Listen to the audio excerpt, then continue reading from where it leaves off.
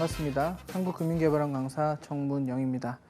이번 시간에는 유통관리사 24번째 시간으로 주요 유통정보 기술에 대해서 조금 더 살펴보는 시간을 갖도록 하겠습니다. 지난 시간에는 바코드와 포스 시스템에 대해서 한번 알아봤었는데요. 일단 바코드라는 거 여러분들이 실생활에서 많이 사용을 하고 있지만 역시 유통관리사 시험에서 나오는 형태로 조금 강조해서 설명을 드렸었고요.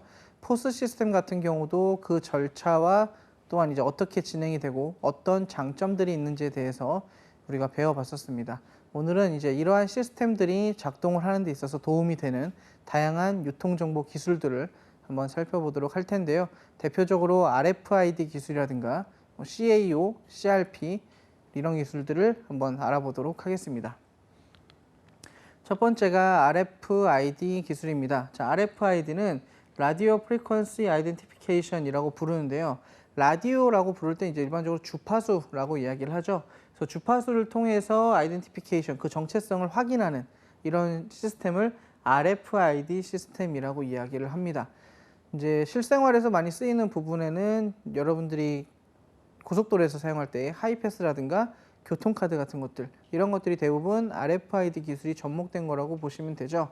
그 카드나 그 기계 안에 저장된 태그, 즉 칩이 거기에 있는 리더기, 장비와 서로 주파수를 교신해서 확인을 하는 이런 시스템을 RFID라고 합니다. 그래서 실제 물류 분야에서도 상당히 많이 쓰이고 다양한 분야에서 이것이 접목돼서 활용이 되고 있는데요.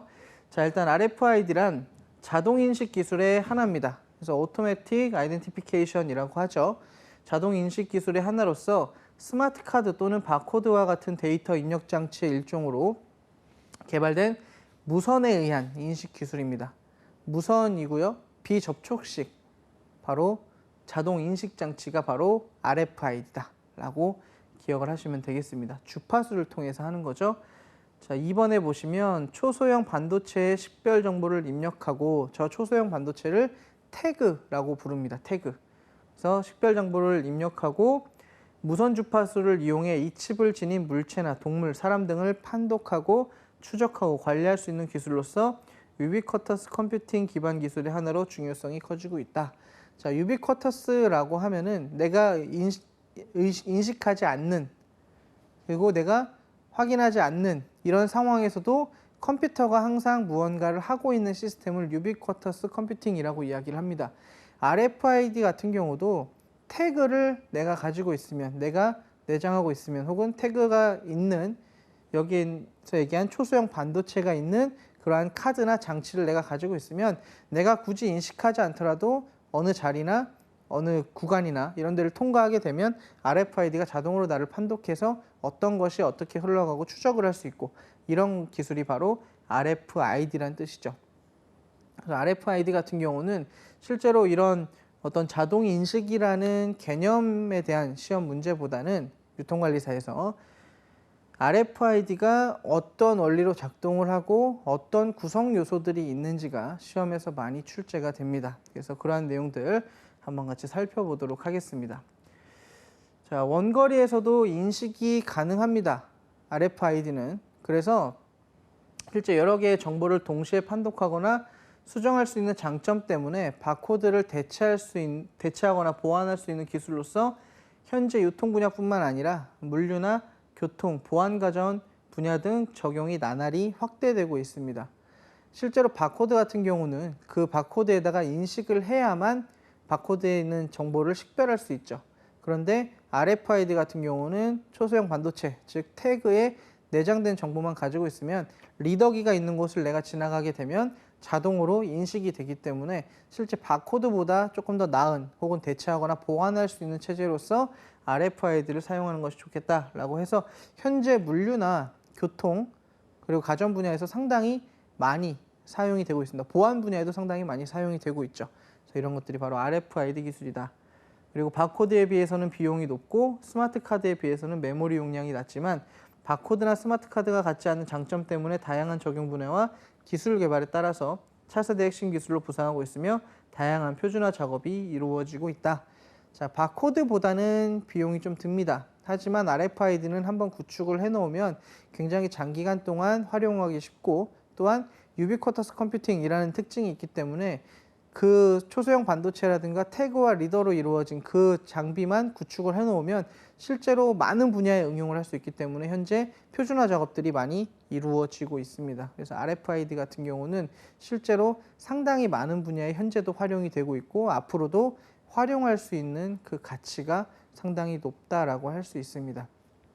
그래서 RFID가 이런 특징을 갖고 있다. 그리고 앞서 설명드렸지만 RFID 같은 경우는 원거리에서도 활용이 가능합니다.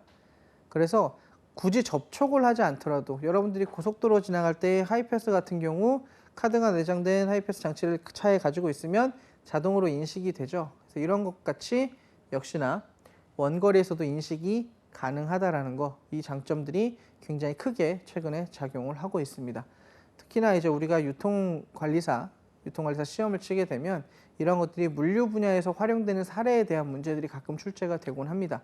그래서 RFID 기술이 그만큼 많이 사용되고 응용되어져 가고 있다. 이렇게 같이 기억을 해 놓으시면 될 것 같고요. 자, 이제 구성 요소에 대해서 본격적으로 한번 살펴보도록 하겠습니다. RFID는 그 구성 요소가 그렇게 복잡하진 않습니다. 요소 자체의 숫자가 그렇게 많진 않아요. 하지만 그 요소 하나하나 내용을 좀 알아두실 필요가 있습니다. 자, 첫 번째는 태그라고 부르는 건데요. 상품에 부착되며 데이터가 입력되는 IC 칩과 안테나로 구성이 되어 있습니다. 자, 태그를 상품에 부착을 해요. 태그를 일정한 정보를 데이터를 입력한 태그를 상품에 부착을 합니다. 이게 물건이 될 수도 있고요. 여러분이 가지고 있는 교통카드 같은 거 그 안에 얇은 초소형 반도체가 들어가 있죠. 이런 태그를 가지고 IC 칩과 안테나로 구성이 되어 있습니다. 그래서 리더라는 게 기계 장치일 수도 있고요. 조그만 기계 장치일 수도 있고 대형으로 된 기계 장치일 수도 있습니다. 계속 주파수를 내보내고 있다가 이 태그가 지나가면 IC 칩이나 태그가 지나가면 그것을 판독을 해내는 거죠. 그래서 리더와 교신하여 데이터를 무선으로 리더에 전송을 한다. 무선으로 하는 거죠. 그리고 배터리의 내장 유무에 따라서 능동형과 수동형으로 구분이 됩니다. 태그에 대한 내용도 뒤에서 또 나오겠지만 일단 태그는 다양한 데이터를 담고 있으면서 리더와 교신을 해서 확인을 하는 장치다 라고 기억을 해두시면 되겠습니다. 배터리 유무에 따라서 능동형과 수동형으로 구분이 되는 거 뒤에 가서 자세하게 표로 설명을 드리겠습니다. 자, 안테나는 무선 주파수를 발사하며 태그로부터 전송된 데이터를 수신하여 리더로 전달하는 역할을 한다. 그래서 리더에 보통 안테나가 연결이 돼 있습니다. 그래서 이 안테나가 주파수를 인식을 해서 이 정보를 리더로 넣어주는 거죠. 그래서 이런 식으로 정보를 넘겨주면 리더가 정보를 읽고 아, 이게 어떤 게 지금 들어왔구나 혹은 지나갔구나 흘러갔구나라는 것을 알 수 있도록 해주는 거죠. 그래서 다양한 형태와 크기로 제작이 가능하며 태그의 크기를 결정하는 중요한 요소이다. 태그의 크기에 따라서 안테나의 크기가 함께 변형이 됩니다. 그래서 태그가 너무 작으면 읽어내야 되기 때문에 안테나의 크기가 조금 커지거나 그 능력이 조금 세야 되는 거죠. 그래서 이런 안테나 형태 태그의 정보를 함께 읽어드리는 역할을 하는 게 바로 안테나다. 이렇게 보시면 되고요. 자, 중요한 게 있죠. 리더입니다. 리더. 바로 리더가 주파수의 발신을 제어하고 태그로부터 수신된 안테나를 통해서 리더로 전달된 자료를 해독을 하는 게 바로 이 리더입니다. 그래서 리더가 용도에 따라서 고정형, 이동형, 휴대용으로 구분을 한다. 리더는 말 그대로 안테나와 함께 있으면서 정보를 판독하고 해독하는 장비죠. 그래서 설치가 되어서 한 자리에 고정이 되어 있는 경우도 있고요. 이동할 수 있도록 만들어진 장비도 있고 또한 가지고 다니면서 할 수 있는 장비들도 있습니다. 그래서 안테나 및 RF 회로, 변 복조기, 그리고 실시간 신호 처리 모듈, 프로토콜 프로세서 등으로 구성이 됩니다. 실제 시험에서는 뭐 RF 회로나 이런 얘기들은 거의 나오지 않지만 아셔야 되는 건 리더가 주파수의 발신을 제어하고 태그로부터 수신된 데이터를 해독하는 장비라는 거, 이거를 꼭 알아두시면 되겠습니다. 자, 그 다음 호스트인데요. 한 개 또는 다수의 태그로부터 읽어드린 데이터를 처리하는 작업을 이야기합니다. 그리고 처리하는 그 기계를 시스템을 관리하는 것을 얘기하는데요. 분산되어 있는 다수의 리더 시스템을 관리하는 거죠. 리더가 여러 개가 있겠죠. 지역별로. 혹은 고속도로라고 하면 그 칸이 차가 지나가는 곳이 여러 개가 있으면 이 여러 개의 리더를 통합해서 관리하는 것이 바로 호스트다. 이렇게 생각을 하시면 됩니다. 그래서 리더로부터 발생하는 대량의 태그 데이터를 처리하기 위해 에이전트 기반의 분산 계층 구조로 되어 있다. 다양한 리더에서 들어오는 정보를 확인하고 이것을 처리하는 장비가 바로 호스트다. 이렇게 기억을 해두시면 되겠습니다. 그래서 전체적으로 네 가지 태그, 안테나, 리더, 호스트로 구성이 되어 있고 우리 시험에서는 주로 앞에 나왔었던 태그나 안테나 그리고 리더 정도 세 가지로 기억을 좀 해놓으시면 될 것 같습니다.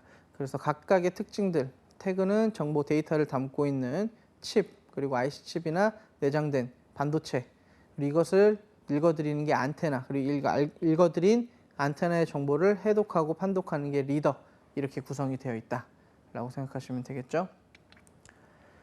자, 그래서 이제 능동형과 수동형, 아까 말씀드린 대로 태그를 설명할 때 배터리의 내장과 배터리가 내장되지 않은 거에 따라서 능동형과 수동형으로 구분을 한다고 말씀을 드렸습니다.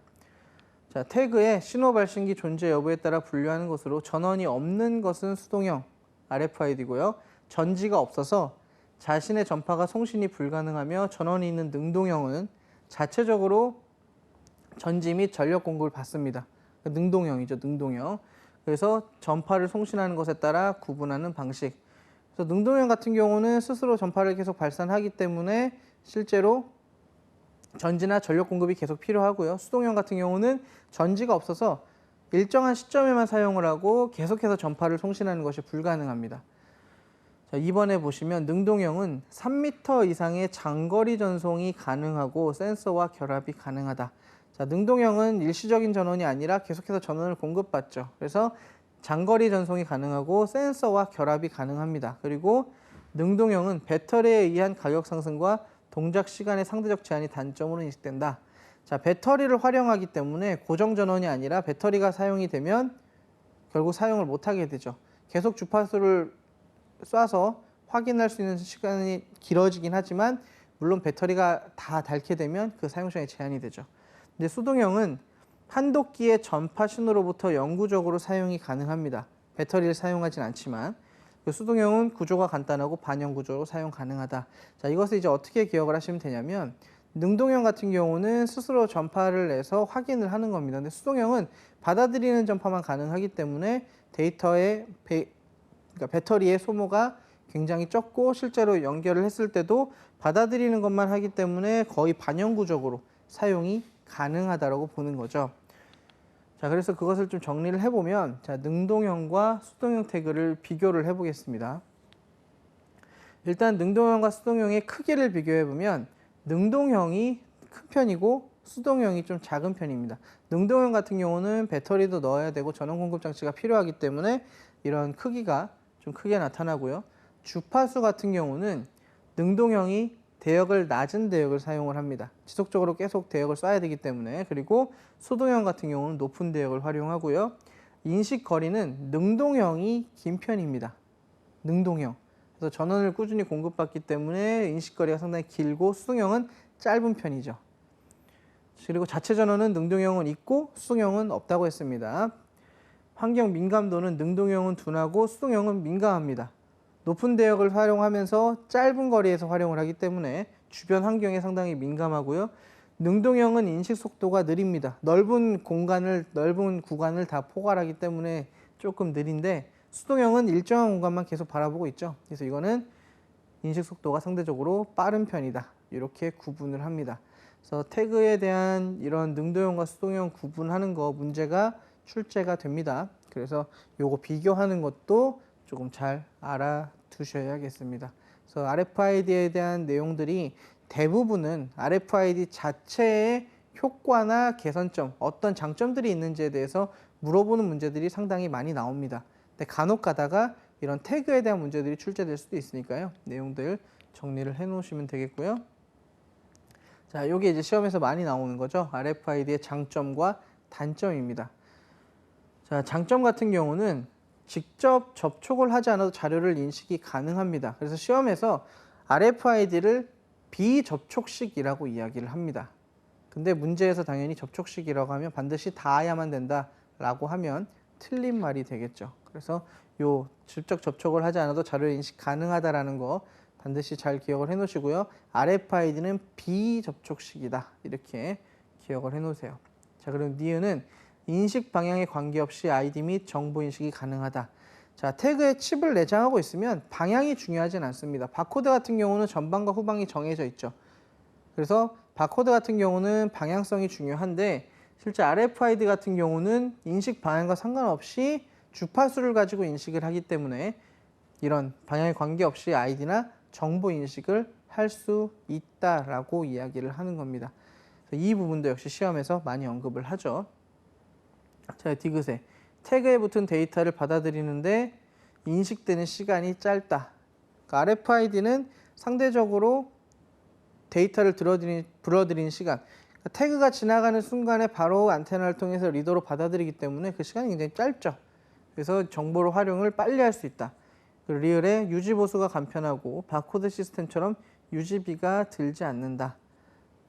말 그대로 시스템을 구축하면 초반에 태그를 넣고 안테나나 리더를 구축을 해놓으면 크게 유지 보수비가 들지 않고 유지 보수가 상당히 간편하다. 근데 바코드 같은 경우는 포스 터미널부터 시작해서 스토어 컨트롤러 그리고 바코드 스캐너까지 그리고 내부 프로그램 구성까지 그 비용이나 시간이 상대적으로 많이 드는 데 비해서 RFID는 좀 간편하다라는 겁니다. 그리고 미음에 보시면 태그는 원하는 시스템이나 환경에 맞게 설계 및 제작이 가능하다. 태그를 넣는 데이터를 내가 정할 수 있는 거죠. 우리가 활용하는 방법에 따라서 그 데이터의 종류나 내용을 바꿀 수 있습니다. 그러니까 우리가 원하는 대로 이 RFID 시스템을 활용할 수 있다는 장점이 있는 거죠. 굉장히 큰 장점입니다. 자, 그리고 비읍에 보시면 태그는 먼지, 습기, 온도 등의 제한을 받지 않고 데이터 전송이 가능하다. 자, 물론 엄청난 벽, 뭐 철로 된 벽 이런 것은 이제 물론 힘들겠죠, 통과하기가. 그런데 일반적으로 그냥 비가 오거나 뭐 먼지가 좀 있거나 온도가 높거나 낮거나 이런 정도에서는 환경에서는 크게 제한을 받지 않고 태그 활용이 가능합니다. 그래서 RFID가 조금 여러 가지 환경에 대해서도 활용을 할 수 있는 장점들이 있는 거죠. 이런 게 좀 장점이 된다. 그리고 시옷에 태그는 많은 양의 데이터를 보내고 또 받을 수도 있다. 그래서 태그를 통해서 데이터를 집어넣고 또 보내고 확인하고 하는 작업들을 할 수 있다는 거죠. 태그는 당연히 재사용이 가능합니다. 그래서 이런 장점들이 있다는 거, RFID가. 그래서 RFID의 장점을 간단하게 정리를 하면 결국은 이제 바코드와 같이 빠르게 서로 인식을 하고 좀 작업을 하고 사용을 할 수 있다. 근데 바코드보다도 오히려 인식되는 시간이 상당히 짧고 많은 양의 데이터를 활용할 수 있고 특히나 비접촉식이기 때문에 굉장히 쓰일 수 있는 분야가 많이 있다. 그리고 바코드처럼 인식 방향에 대한 제한이 없고 다양한 분야에서 활용을 할 수 있기 때문에 이러한 장점들도 가진다. 자, 단점은 가장 큰 단점이 가격이 비쌉니다. 구축을 할 때 가격이 비싸기 때문에 이제 조금 부담이 되는 부분이 있고요. 물론 바코드와 비교를 했을 때 상대적인 부분에서 이제 얘기를 하는 건데 구축할 때 가격이 비싸고요. 그리고 아직 인식에 한계가 있는 부분들이 있습니다. 뭐 날씨의 변화라든가 아니면 장비의 어떤 그 재료 그리고 장비의 자재가 어떤 거에 따라서 아직 인식이 한계가 있고 명확하게 어느 정도까지 인식을 하고 인식을 못하고에 대한 구분을 크게 짓기가 어려워요. 거리상으로. 그래서 활용은 계속 하고 있지만 계속해서 연구가 되고 있는 분야고요. 디귿에 정보의 노출 위험성이 있다. 태그를 조작을 하거나 리더기를 조작을 하면 물론 태그 조작이 더 쉽겠죠. 태그를 조작하면 해당 리더기의 정보나 이런 것들을 확인하거나 인식이 되는 걸 알 수가 있죠. 그래서 이런 것들을 조금 보안상 위험성이 있고 금속이나 액체 등의 전파 장애 가능성도 아직 있습니다. 그래서 아직까지는 이제 이런 것들을 금속이나 이제 액체 등에서도 활용이 가능하도록 이제 연구를 계속하고 있죠. 미음에 전파가 인체에 미치는 영향이 있어서 안정성에 문제가 발생할 수 있다. 자, 주파수죠. 전자적인 주파수. 그렇기 때문에 장기간 동안 활용을 하게 되면 사람 몸에 좋지 않을 수 있어요. 그래서 이러한 것들도 조금 한계점으로 지적이 되고 있다.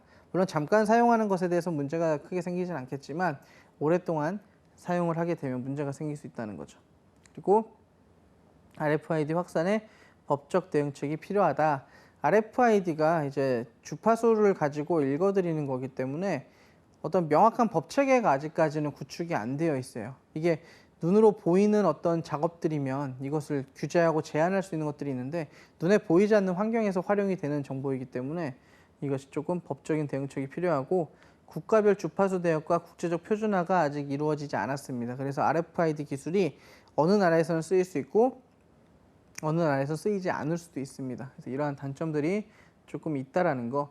그러니까 지금 사실상 단점에 대한 거는 전체적으로 보면 실제로 정보를 받아들이고 뭐 이런 것들에 대해서 조금 아직까지 부족함이 있긴 하지만 기계적인 거 그리고 물리적인 환경에 대한 거 이제 이런 것들이 사실상 조금 단점으로서 작용을 하는 거고 장점은 그래도 사용했을 때 좋은 거 실제로 현장에서 인식이 잘 되고 굉장히 활용 가치가 높다는 이런 장점이 있다는 거 이게 두 가지가 좀 부딪히고 있는 거죠. 그래서 단점에 대한 거는 계속해서 연구가 이루어지고 있습니다.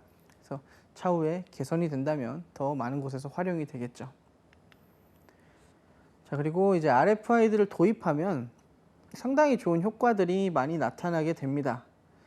일단 비접촉식이라는 장점도 있고 인식 속도가 빠르다는 장점도 있기 때문에 실제로 효과적인 재고 관리가 가능해집니다. 생산에서 보관, 유통에 이르기까지 보관 상품의 유통 과정이 인터넷을 통해 실시간으로 관리가 가능하다. 자, 태그를 부착을 해놓으면 리더기만 있으면 그 물건의 위치가 확인이 되죠. 그렇기 때문에 생산에서 보관, 유통에 이르기까지 실시간으로 어디서 어디로 이동하고 어디에 있는지가 확인이 계속 가능합니다. 그래서 이런 장점들 굉장히 큰 재고 관리 효과죠. 그리고 판매량에 따른 최소 주문의 재고를 유지하면서 효율적인 관리를 할 수 있다. 실제로 태그가 나가거나 이렇게 되면서 입출고에 대한 확인이 되죠. 그럼 당연히 효율적인 재고 관리가 가능해지겠죠. 그리고 과재고로 인해 발생하는, 그러니까 많은 재고로 인해 발생하는 제품의 손실이나 변질 등도 미연에 방지가 된다. 재고 관리가 효율적으로 이루어지다 보니까 과재고가 되기 전에 이런 관리가 가능해지겠죠. 혹은 품절이 되기 전에도 당연히 관리가 가능합니다. 태그만 부착하면 전부 다 물건에 대한 확인이 가능하기 때문에 이런 장점들이 있는 거죠. 그리고 이번에 입출고 리드 타임 및 검수의 정확도가 향상이 된다. 바코드처럼 각 제품의 개수와 검수를 위해 일일이 바코드 리더기를 가져다 댈 필요가 없다. 어떤 리더기, 특정한 리더기가 있으면 통과만 시키거나 이러면 자동으로 계속 확인이 되죠. 그리고 자동으로 대량 판독이 가능하기 때문에 불필요한 리드 타임을 줄일 수 있다. 자, 리드 타임이라는 게 주문이 들어온 시간부터 생산이 돼서 완료가 돼서 고객에게 출발하기 전까지의 이 시간들 혹은 주문부터 고객이 받는 그 시간까지를 이야기하는데 이 리드 타임이 상당히 줄어드는 거죠. 물건이 들어와서 통과되는 시간들이 빠르기 때문에 RFID를 활용해서 빠르기 때문에 리드 타임을 줄일 수 있고요. 그리고 물건을 대량으로 판독이 가능합니다. 바코드처럼 하나씩 확인을 해야 되는 게 아니라 대량으로 확인이 가능하기 때문에 RFID 도입 효과가 상당히 크고요. 그리고 모든 과정이 수기 대신 네트워크를 통해 자동으로 이루어지는 덕에 원격지에서도 정확한 정보를 실시간으로 확인할 수 있다.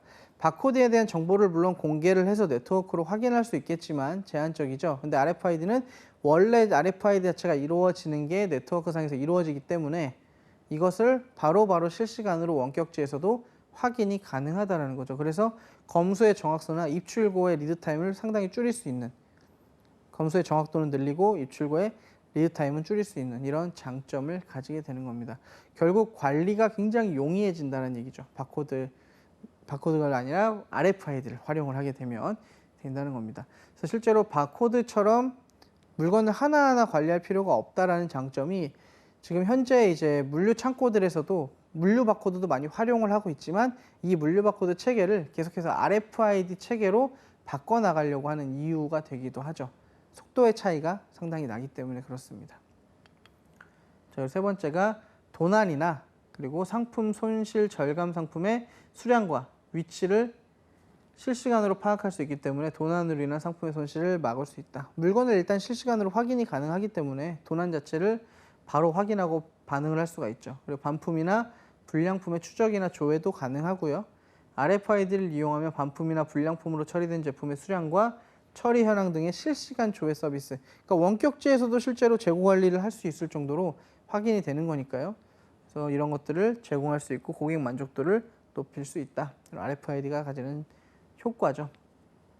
자, 그리고 물류 시스템에 RFID를 도입했을 때의 효과가 또 있습니다. 운영 효율성이 올라가고 화물의 입출고나 환적이 시간이 단축되고 보안성이 강화가 됩니다. 특히나 이제 뭐 운영 효율성이라든가 화물 입출고에 대한 환적 시간 단축 같은 경우는 RFID를 가지고 처리를 하기 때문에 좋아진다라고 볼 수 있는데, 자, 보안성 같은 경우는 어떤 거냐? RFID 기술을 응용해서 전자봉인을 합니다. 전자봉인. 그래서 특정한 태그나 기계를 달아놓고 그게 확인이 되면 이게 물건이 열렸구나, 닫혔구나 이런 것들을 확인할 수 있도록 전자봉인, 전자실을 활용을 하는 거죠. 그래서 RFID를 가지고도 이런 보안성의 강화 그리고 도난이나 손실을 방지할 수 있는 효과도 가져올 수 있습니다. 상당히 좋다라는 거죠. 그래서 RFID가 계속해서 어떤 단점들을 극복해 나가면서 계속 활용이 되고 있고, 이것이 실제 물류 분야까지도 상당히 좋은 영향을 주고 있다라는 겁니다. 그래서 확인을 하시면 되겠고요. RFID에 대한 유통관리사의 시험 문제는 대부분 앞에 나왔던 구성 요소, 그래서 태그, 안테나 리더 정도 기억을 하시고, 여기에 나온 장점, 단점과 도입 효과에 대한 내용들을 잘 기억을 해놓으시면 될 것 같아요. 자, 두 번째 유통 정보 기술이 바로 EDI입니다. 우리가 앞서서 공부를 하면서 계속해서 좀 반복돼서 등장을 했었어요. EDI라는 게. 영어로는 Electronic Data Interchange 혹은 Electronic Document Interchange라고도 부릅니다. 그래서 전자문서 교환 혹은 전자 자료 교환이라고도 하는데요. 전자적인 형태로 데이터를 서로 교환한다는 얘기죠. 자, 조금 쉽게 설명을 드리면 회사와 회사 간에 서로 간에 자료를 서로 주고받아야 되는 경우가 생깁니다. 그러면 뭐 이메일로 작성을 하거나 새로운 형식에다가 폼을 만들어서 또 입력을 하고 이렇게 해야 되는 것들이 아니라 정해진 형태로 서로 입력을 하거나 확인을 하면 전자문서로 교환이 되는 거죠. 그래서 자, 1번에 보시면 EDI란 전자문서 교환이라고 하며 기업 사이의 컴퓨터를 통해서 표준화된 양식의 문서를 전자적으로 교환하고 정보를 전달하는 방식이다. 물론 이제 구축을 해야 되는 단점은 있습니다. 우리 회사와 저 회사가 아니면 같이 활용하기 위해서 어떤 프로그램을 다운받아서 구입해서 사용을 하거나 이런 이제 단점들은 있긴 한데, 한번 그 시간과 비용을 들여서 구축을 해 놓으면 이후에는 상당히 빠르게 문서를 교환하고 정보를 교환할 수 있는 이런 장점이 있는 게 바로 EDI죠. 2번에 보시면 기업 간 거래에 관한 데이터와 다큐먼트, 서류들이죠. 이런 것들을 표준화하여 컴퓨터 통신망으로 거래 당사자가 직접 전송하고 수신하는 정보 전달 체계를 이야기합니다.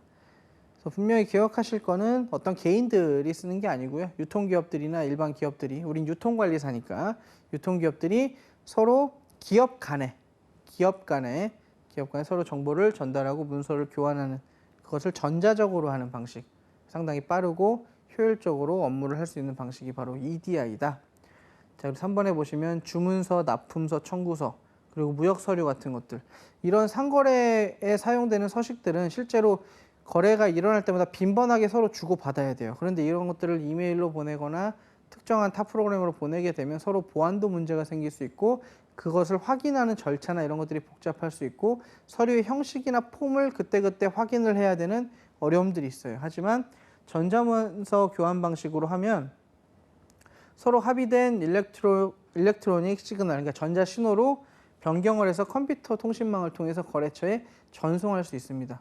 그냥 간단하게 불러와서 작성만 하면 그 형식으로 전달이 되는 거죠. 그래서 국내 기업 간 거래는 물론 국제무역에서 각종 서류의 작성과 발송, 그리고 서류 정리 절차 등의 번거로운 사무 처리가 없어져서 처리 시간이 상당히 많이 단축이 됩니다. 그리고 비용 절감 등으로 제품의 주문이나 생산이나 납품이나 유통의 모든 단계에서 생산성을 획기적으로 향상시킬 수 있습니다. 이런 장점들을 가진 게 바로 EDI다. 그래서 일렉트로닉 데이터 인터체인지, 전자 문서 교환이라는 거죠. 그래서 기업 간에 벌어지는 거고, 기업 간에 사용되는 상거래 상거래 서식이라든가 거래에 필요한 서류의 요건들을 편하게 전자적인 형태를 통해서 교환을 할 수 있다는 겁니다. 자, 그럼 EDI가 왜 필요한가? 과거에는 종이 문서 형태로 되거나 아니면 새로운 형식을 만들어야 되는 이런 번거로움들이 있었어요. 하지만 종이 서류에 의한 수작업에는 업무의 한계가 있죠. 그래서 EDI를 통해서 서류 정리 작업에 필요한 관리자의 수와 인건비 등을 다 절감할 수가 있습니다. 그리고 또한 항상 말씀드리지만 구축하는 데는 일정한 시간과 비용이 듭니다. 근데 일단 구축을 해놓으면 이렇게 편리하다는 거죠.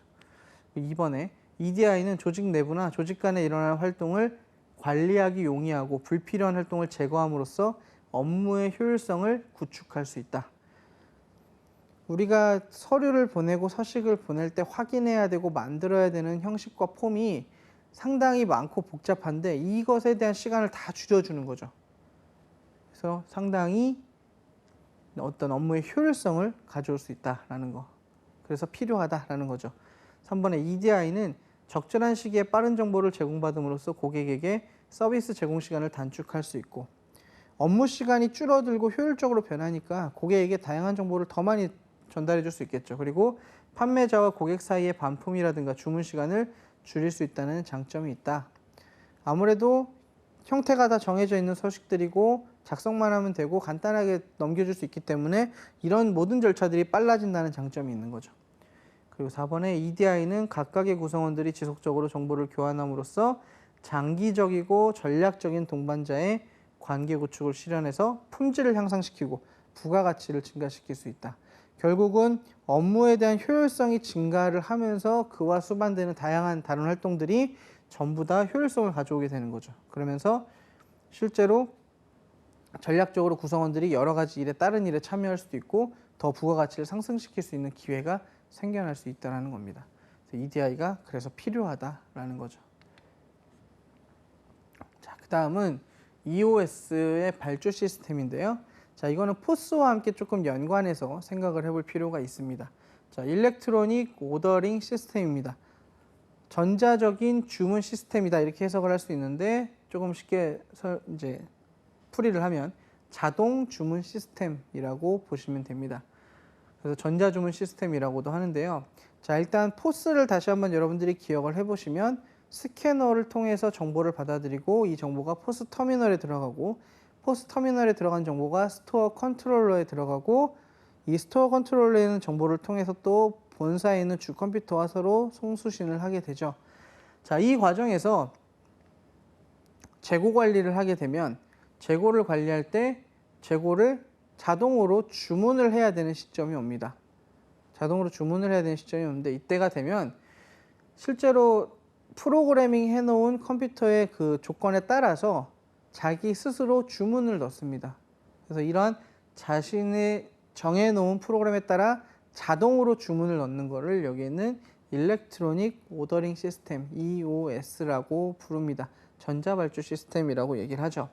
자, 이번에 보시면 EOS는 단품 관리 시스템으로 발주 단말기를 이용하여 발주 데이터를 수주처의 컴퓨터의 전화 회선을 통해 직접 전송함으로써 수주처에서 납품, 매입 전표를 발행하여 납품하는 발주 방식이다. 그러니까 발주 단말기라고 하면 보통 이제 컴퓨터를 얘기를 하죠. 스토어 컨트롤러의 컴퓨터를 얘기하는데 프로그래밍 된 대로 정보가 들어오면 바로 발주를 넣어서 물건을 받을 수 있도록 하는 이렇게 하는 시스템을 EOS라고 부릅니다. 그래서 한번 해보시면 편의점이나 슈퍼마켓 등과 같은 연세점에서 상품을 판매하면 자동적으로 중앙본부에 있는 컴퓨터에 전달이 됩니다. 그래서 아까 말씀드린 대로 포스터미널, 스토어 컨트롤러, 중앙본부에 있는 주 컴퓨터 이렇게 세 개가 연관이 돼 있다 그랬죠. 포스 시스템에서. 그러면은 스캐너를 통해서 들어온 정보가 스토어 컨트롤러에 전달이 되고 스토어 컨트롤러에 있는 그 프로그래밍이 자동으로 주문을 할 수 있는 시스템으로 되어 있어서 중앙본부에 있는 우리 본사에 있는 주 컴퓨터로 주문 정보를 넣겠죠. 그러면은 거기서 재고를 파악하거나 상품의 내용을 파악해서 주문을 넣는 이런 방식으로 이루어지는 겁니다. 그래서 중앙본부에서는 상점별로 상품의 재고를 파악해서 상품의 재고가 부족하게 되면 중앙본부에 있는 컴퓨터가 거래처에 자동적으로 주문을 하여 항상 신속하고 정확하게 해당 점포에 배달해주는 시스템을 얘기합니다. 여러분들 편의점에 보시면 물건이 막 와서 도착해서 편의점에 일하시는 분이 정리하고 있는 경우를 보신 적이 있을 거예요. 그래서 거기에 들어오는 물건들이 실제로 판매가 돼서 이제 특정한 일자만큼 재고가 필요한 만큼 정확하게 들어옵니다. 그 숫자가. 내가 파악을 하지 못하더라도 실제로 내가 편의점에서 일을 하면서 내가 파악하지 못하더라도 컴퓨터가 알아서 분석을 해서 재고 관리를 해줬기 때문에 거기에 있는 들어온 수량만큼 채워 놓으면 적당하게 시간이 지나면서 그 물건들이 팔려 나가죠. 그래서 이런 것들이 바로 EOS 시스템을 통해서 가능하다. 물론 애초에는 포스라는 시스템이 있기 때문에 이 포스 시스템을 기반으로 이제 EOS 시스템이 운영이 되는 거죠. 포스에서의 단품 관리가 이루어져야 이 단품 관리가 된 정보가 EOS를 통해서 자동 발주가 되는 거죠. 그래서 보통 이제 최근에는 중앙본부에서 일괄적으로 발주를 하는 것도 하긴 하지만 일반적인 이제 소매점포, 편의점이나 이런 곳에서 자동으로 발주를 넣어서 본사에 바로 확인을 하고 바로 그냥 주문하는 제조업체로 주문이 들어가는 이러한 형태로도 이루어지고 있습니다.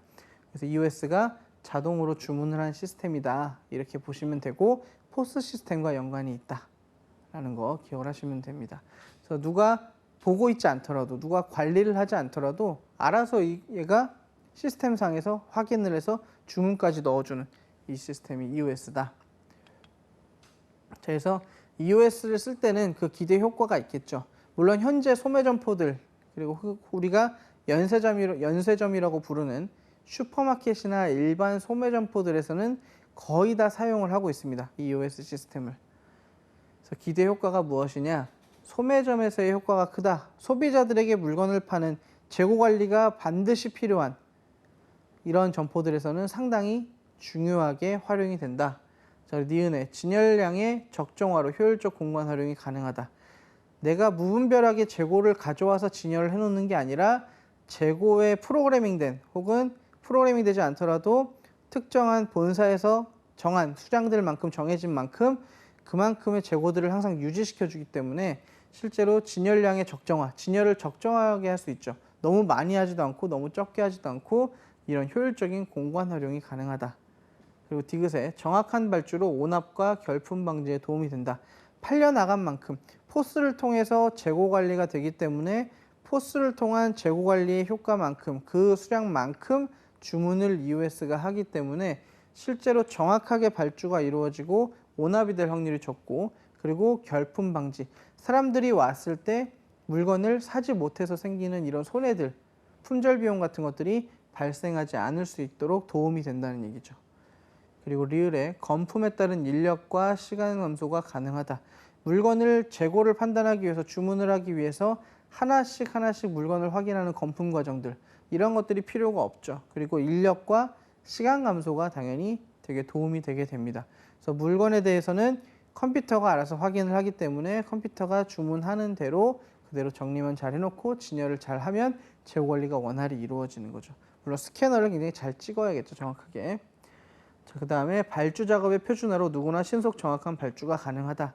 일정한 발주의 폼이 정해져 있기 때문에 사람이 직접 주문을 하더라도 일부 어느 정도에 대한 내용들, 자료에 대한 정리들은 이미 EOS가 다 해놓습니다. 발주에 대한 필요한 정보들을. 그래서 이 EOS를 통해서 굉장히 신속한 그리고 정확한 발주가 가능해지죠. 비읍해 보시면 발주 데이터의 축적, 분석으로 단품 관리가 가능하다.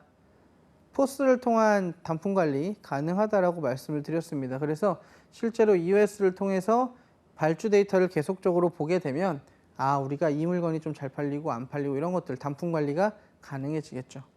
그리고 시옷에 보시면 포스 시스템 도입의 기반을 확립할 수 있다. 항상 설명을 드리지만 EOS 시스템은 포스를 기반으로 하고 있습니다. 포스. 우리가 알고 있는 소매점에서 활용하는 대부분의 시스템들은 전부 다 포스를 기반으로 하고 있어요. EOS도 이 포스를 도입을 기반으로 확립할 수 있다라고 설명을 해주고 있습니다. 자, 그다음 이제 CAO인데요. CAO는 어떻게 생각을 하시면 되냐면 주문을 위한 정보, 자, 컴퓨터가 어시스티드 오더링, 컴퓨터가 주문을 돕는답니다. 보통 CAO라고 부르는데 이 CAO는 자동 발주 시스템에 들어갈 필요한 정보들을 옮겨주는 역할을 하는 어떤 프로그램 혹은 시스템이라고 보시면 돼요. 앞에서 봤던 EOS나 지금 보는 CAO나 프로그램 이름이 뭐 CAO, EOS 물론 있을 수도 있지만 그렇게 생기는 게 아니라 어떤 시스템적인 이야기를 설명을 하는 겁니다. 그래서 CAO는 1번에 보시면 유통 소매점포의 기반 시스템으로 한 자동 발주 시스템으로 상품 판매대의 재고가 소매점포에서 설정한 기준치 이하로 떨어지면 자동으로 보충 주문이 발생이 된다. 그래서 EOS와 연계된 자동 발주 시스템과 연계된 재고 보충 시스템이죠. 그래서 소매점포의 컴퓨터 시스템은 판매대에 진열된 모든 품목에 대하여 입고량과 판매량을 대조해 봄으로써 각 상품에 대한 재고를 추적하고 관리한다. 자, 그래서 3번에 보시면 CAO를 기업에서 도입하기 위해서 가장 중요한 요소는 소비자 판매 데이터를 활용하는 것이라고 합니다. EOS를 돕는 거예요. 컴퓨터가 오더링, 주문을 돕는 건데 자동으로 발주하고 주문을 넣을 정보가 어떤 것들이 있는지를 넘겨주는 거. 이게 바로 CAO입니다. 그래서 포스 시스템에 대한 데이터를 CAO가 넘겨주면 이 정보를 가지고 EOS가 자동으로 발주를 넣는 거죠. 그래서 이렇게 흘러가는 하나의 시스템적인 개념이라는 거 이해를 하시면 되겠고요.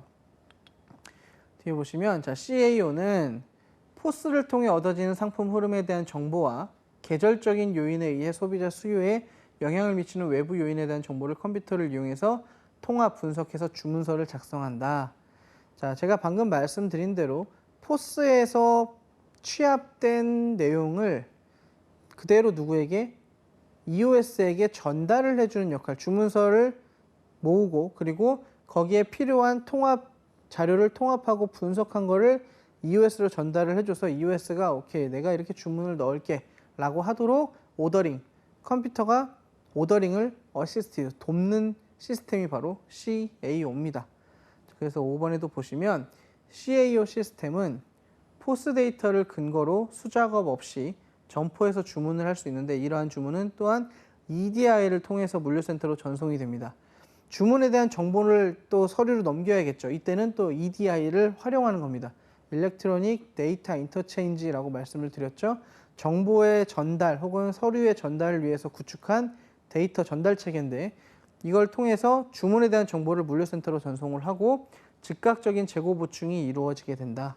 그러니까 포스에서 나온 정보를 CAO를 통해서 흘러가고 EOS를 주문하는데 EOS를 통해서 주문할 때 이 정보가 EDI를 통해서 물류업체로 넘어간다는 얘기죠.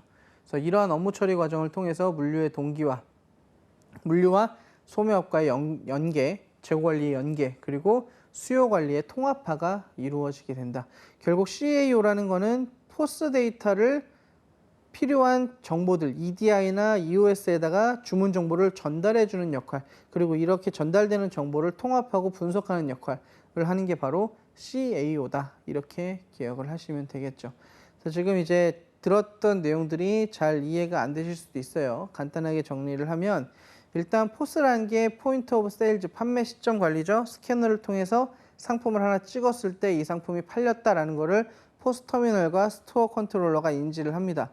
자, 그러면 만약에 여기서 이제 우리가 재고가 더 필요하다, 주문을 해야 한다라고 한다면 CAO가 이 정보를 보고 있다가 주문 정보에 대한 통합을 하고 분석을 해서 보고서를 EOS에 전달을 해줍니다. 그럼 EOS가 이만큼 수량을 주문해야 되는구나 라고 해서 주문을 넣게 되면 물류센터에다가 EDI를 통해서 이 주문 정보에 대한 데이터와 서류를 넘겨주는 거죠.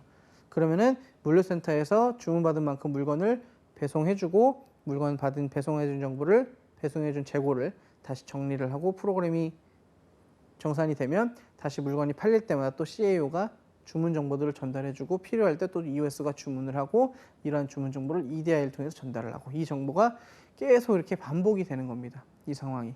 그래서 포스가 원활하게 흘러가도록 도와주는 시스템들. 결국은 제가 지난 시간에도 말씀을 드렸지만 포스에 대한 이해가 유통 정보에 들어가는 주요 기술들에 대한 이해의 가장 큰 기반이 됩니다. 그래서 포스와 바코드에 대한 이해가 혹시나 잘 안 되신다면 다시 한번 강의 내용이나 이런 것들을 확인을 하시고 포스나 바코드에 대한 내용을 기반으로 해서 여기 나오는 EDI나 그리고 또한 RFID에 대한 내용도 설명을 할 수 있게 되고 그리고 EOS에 대한 내용도 설명을 할 수 있게 되고 CAO에 대한 내용도 설명을 할 수 있게 되는 겁니다. 그래서 같이 좀 연관해서 기억을 해 놓으시면 좋을 것 같아요. 자, 그 다음은 CRP인데요. CRP는 간단하게 보면은 계속 보충을 하는 겁니다. 재고가 떨어졌을 때 우리 재고 몇 개 정도 갖다 줘야겠구나 라고 계속 보충을 하는 SCM의 전략 중에 하나입니다. SCM. 서플라이 체인 매니지먼트라고 하는 공급망 관리에서 필요한 계속 보충 체계. 그래서 컨티뉴어스는 계속이고 리플레니시먼트는 공급이거든요. 프로그램은 이제 일정한 프로그램, 계획 이런 것들 얘기하는데 보통 일반적으로 물건을 주문해서 보충하던 푸시 방식, 물건을 생산업체가 그냥 주면 떠밀면서 도매업체, 소매업체, 소비자로 물건이 팔려나가는 푸시 방식에서 떠나서 이제 실제 판매된 판매 데이터와 예측된 수요를 근거로 해서 상품을 보충시키는 풀 방식의 그런 상품 보충 시스템이 바로 CRP입니다. 우리가 푸시와 풀을 계속 설명했었죠. 풀은 소비자를 기준으로 두는 겁니다. 그래서 소비자가 사는 거, 잘 사는 거, 이러한 판매 데이터를 가지고 상품을 보충하는 계획을 세우는 거. 이 시스템이 CRP입니다. 그래서 CRP에서는 이번에 보시면 포스 데이터와 이를 근거로 한 판매 예측 데이터를 기초로 해서 창고에 재고를 보충하고 주문을 합니다. 가장 중요한 것 CRP는 판매 예측 데이터 혹은 소비자가 소비자가 구매해서 실제로 판매된 데이터 이거를 가지고 재고를 보충하는 게 바로 CRP입니다. 그래서 이거 잘 기억을 해주시고 그리고 풀 방식이라는 거 소비자를 먼저 바라보는 거니까 소비자가 물건을 어떻게 구매했는지 그리고 어떻게 구매할 것인지를 집중하는 것이니까 풀 방식이라는 거 같이 기억을 해 놓으시면 되겠고요. CRP에서 항상 이제 시험 문제에서 자주 나오는 게 CRP의 영역에 두 가지 분류입니다. VMI와 CMI가 있어요. VMI와 CMI. VMI는 Vendor Managed Inventory라 그래서 물건을 공급하는 제조업자가 시장에다가 물건을 계속 그냥 공급을 하는 겁니다. 푸시 방식과 거의 유사하죠. 그래서 소매업의 재고 관리를 소매업체를 대신해서 공급자가 다 하는 거예요. 너네는 지금 물건 필요할 거니까 내가 물건 보내줄게 이렇게.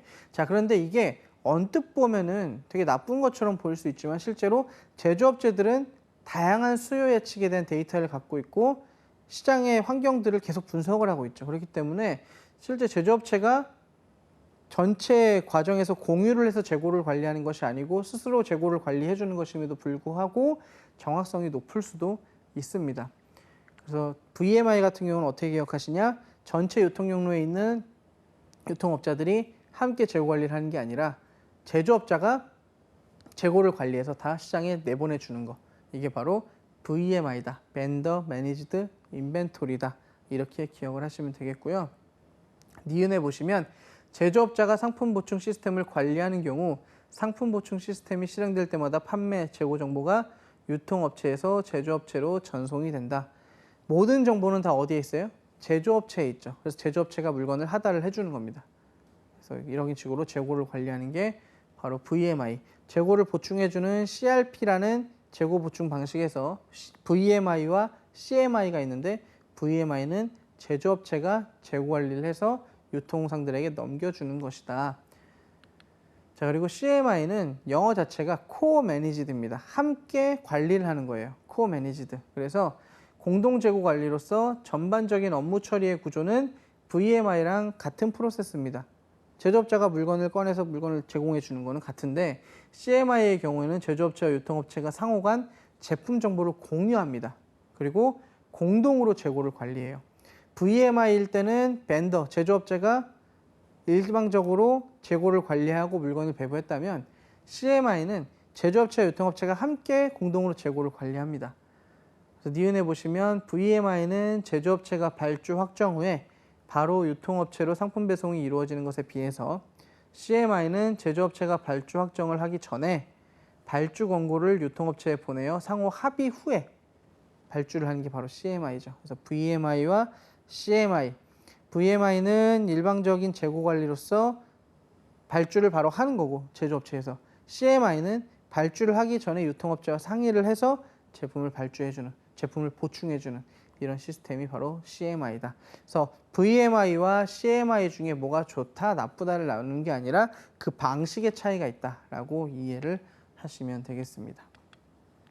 그래서 VMI와 CMI의 차이점은 VMI는 제조업체가 제품을 발주를 확정하면 바로 유통업체로 물건을 보냅니다. 그런데 CMI는 제조업체가 제품을 발주하기 전에 주문 제안서를 작성해서 유통업체에 보내서 상호 협의하에 발주가 확정이 된다는 거. 두 가지가 차이가 있다는 거 기억을 해두시고 VMI와 CMI는 CRP에 계속 공급, 계획의 두 가지 영역으로 나눠져 있다는 거 이렇게 기억을 같이 해두시면 되겠죠. 그래서 기출문제를 한번 살펴보도록 할게요. 유통물류에서의 RFID의 직접적인 효용으로 가장 옳지 않은 것은 자, 요 형태의 문제도 좀 자주 출제됐었는데요. RFID가 투입이 된다고 해서 제품의 품질이 좋아지는 건 아니죠. 품질은 제조업체가 물건을 잘 만들어야 되는 거고 RFID를 한다고 하면서 갑자기 제품이 좋아지는 건 아니고 자, 2번에 보시면 생산 효율 및 품질의 향상 가장 옳지 않겠죠. RFID 효과로. 어떤 효과들이 있냐. 1번에 제품의 이력 관리. RFID가 리더를 통해서 계속 제품을 확인하기 때문에 제품의 이력 관리가 수월하고요. 분실이나 멸실이 방지가 됩니다. 계속 모니터링하고 있죠. 실시간으로. 그리고 모조품의 방지. 태그가 붙어 있어야 그 해당 리더와 연관되는 주파수여야 맞는 물건인 거죠. 그래서 모조품도 방지할 수 있고요. 품절의 감소, 재고량을 파악하기 때문에 품절도 감소시킬 수 있다. 그래서 RFID의 직접적인 효과를 옳지 않은 거, 품질이 향상되는 건 아니다. 그래서 이 문제 형태도 잘 기억을 해 놓으시면 좋겠고요. 자, EDI 도입 시 기대할 수 있는 효과로 가장 옳지 않은 것은 자, 1번에 데이터 입력의 정확성. 데이터의 입력 폼이나 형식이 다 정해져 있다 그랬죠? 그래서 데이터 입력의 정확성도 함께 올라갑니다. 2번에 서류 처리에 관련된 비용의 감소. 처음에 구축하는 데는 비용이 많이 듭니다. EDI가. 구축하는 데는 비용이 많이 드는데 그 이후에 서류나 데이터를 처리하는 시간이나 비용은 감소하는 거죠. 3번에 정보 교환의 신속성 상당히 빨라진다고 말씀을 드렸고요. 효율적인 인력 활용이 가능하다. 해당 업무에 매진해서 매달릴 필요가 크게 없고 필요한 업무만 진행하면 EDI를 통해서 원활하게 정보 전달을 할 수 있기 때문에 인력을 효율적으로 좀 활용할 수 있고요. 5번에 사용자의 정보 가공용이 자, EDI를 한다고 해서 실제 정보를 막 가공하고 변경하고 이런 것들이 용이해지는 건 아니죠. 정보를 전달할 때 굉장히 빠른 거고 실제로 웹 EDI는 웹에서 사용하는 EDI는 정보 가공이 불가능합니다. 전달이 되면 정보의 가공이 불가능하고 그대로 활용이 되죠. 그래서 이런 도입 효과로 가장 옳지 않은 거 5번이다. 이 문제도 일부러 여러분들이 확인을 하셔야 되기 때문에 들고 왔고요. 5번의 내용. 사용자의 정보 가공이 용이하지 않다는 거 요거 기억을 해 놓으세요.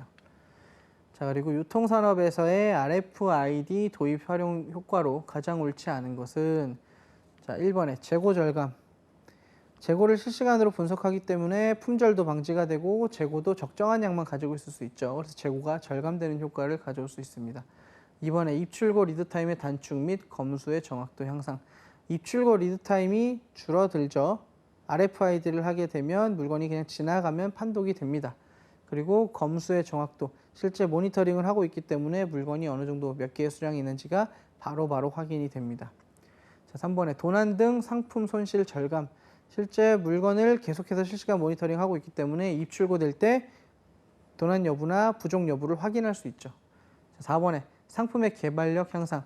자, RFID를 쓴다고 해서 상품 자체의 어떤 품질이나 개발력이 향상되진 않겠죠. 그래서 역시 이 문제도 16년에 나왔지만 15년 문제와 동일하게 직접적 효과, 활용 효과가 아닌 것, 상품에 대한 얘기, 상품 자체가 품질이 좋아지거나 변형이 되는 건 아니죠. 그래서 4번이 옳지 않다. 5번, 반품 및 불량품 추적 및 조회.